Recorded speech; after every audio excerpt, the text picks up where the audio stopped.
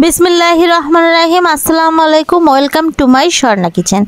आज के किन्तु आमी देखाबो किभाबे এই সবুজ শাকটা ভাজি করা যায় কোনো চিংড়ি মাছের দেওয়া ছাড়াই একদমই নিরামিষ হবে। তো এখানে আমি দেখতে পাচ্ছেন পেঁয়াজ কুচি নিয়েছি 1/4 কাপের মতো, তারপর নিয়েছি কিছু 5-6টি কাঁচামরিচ ফালি করে কেটে নিয়েছি। আমি একটু লাল টাইপের নিয়েছি, আপনারা চাইলে সবুজ টাও নিতে পারেন। তো আমি এক্ষেত্রে কি করছি, এই সবুজ শাকটা খুব সুন্দর করে স্ট্রেনারে পানি ঝরিয়ে রেখে দিয়েছি, দেখতেই পাচ্ছেন।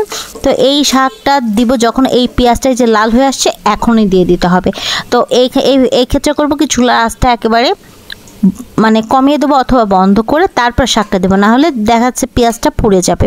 তো এই ক্ষেত্রে আমি এই যে পেঁয়াজটা দিয়ে দিচ্ছি শাকটা পেঁয়াজের ভিতরে। এখানে কিন্তু লবণের পরিমাণটা একদম লাস্টের দিকে অ্যাড করতে হবে। তো আমার এই লবণটা আপনাদের হচ্ছে দেখাতে মানে স্কিপ হয়ে গেছে, মানে ভিডিওটা কীভাবে মানে পজ হয়েছিল আমি বুঝতে পারি নাই। তো এইখানে দেখতে পাচ্ছেন আমি খুব সুন্দর করে এই উল্টে পাল্টে দিচ্ছি, শাকটা উল্টে পাল্টে দিতে হবে। শাকটা কিন্তু ঢেকে রান্না করা যাবে না, ঢেকে রান্না করলে কি হবে, ঢেকে দিলে যেটা হয় এই যে বাষ্প আকারে যে পানিটা মানে শুকিয়ে যায়, তো এই বাষ্পের যে পানিটাও ঢাকনা কারণ বের হবে না, এটা জমা হয়ে আবার শাকে ফিরে যাবে।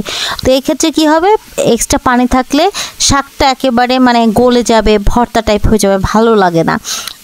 অমনি আমাদের লাগবে হচ্ছে মজা, তারপরে আবার লাগবে হচ্ছে সুন্দর ঝরঝরে শাক। সেক্ষেত্রে অবশ্যই ঢাকনা ছাড়াই মিডিয়াম হিটে আপনাদের রান্না করতে হবে। তো কি করব, এখন আমি এটা খুব সুন্দর করে কিছুক্ষণ পর পর এটা নেড়ে চেড়ে দেব।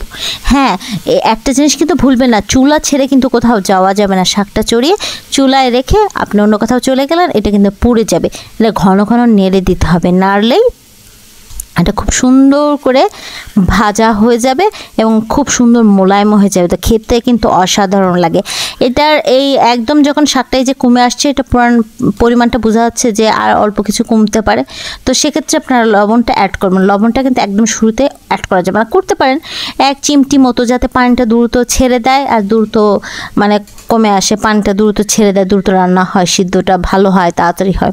এক্ষেত্রে 1 চিমটি মতো দিবেন। তারপর হচ্ছে লাস্টের দিকে আপনি পুরো মানে লবণটা অ্যাড করবেন পরিমাণ মতো। এটা চেখে দেখতে হবে কিভাবে কতটুকু আপনি পছন্দ করেন সে অনুযায়ী দিবেন। তো এই ক্ষেত্রে আমার এই যে শাকটা কিন্তু হয়ে গেছে, খুব সুন্দর ঝরঝরে হয়েছে, মোলায়েম হয়েছে, কিন্তু আবার ভর্তা টাইপও হয়নি। দেখতেই পাচ্ছেন এত সুন্দর শাক যদি থাকে গরম ভাতের সাথে তাহলে তো কথাই নাই। তো নিরামিষ এই শাকটা কিন্তু আসলে অনেক মজা লাগে। সবুজ শাকের যেই মানে কোটার ভিডিওটাও কিন্তু আমার চ্যানেলে আছে, যারা নতুন একেবারে করতে পারে না তাদের জন্য। তো আমার চ্যানেল থেকে আপনারা যারা দেখতে চান তারা দেখতে পারেন, আর আমার চ্যানেলে যারা নতুন তারা অবশ্যই সাবস্ক্রাইব করে